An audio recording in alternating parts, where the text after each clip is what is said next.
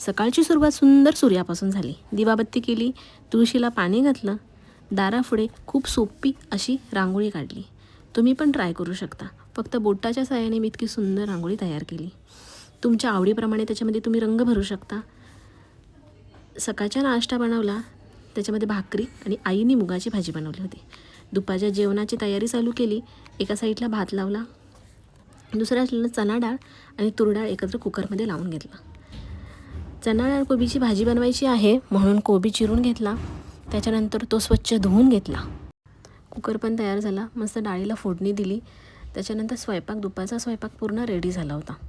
थंडी असल्यामुळे गरम गरम खाण्याची मजा जी असते ना ती वेगळीच असते. त्याच्यानंतर मिरगुडी तळून घेतली आणि दुपारच्या जेवणानंतर जो भांड्यांचा पसारा असतो तो तुम्हाला माहितीच आहे, तो क्लीन झाला.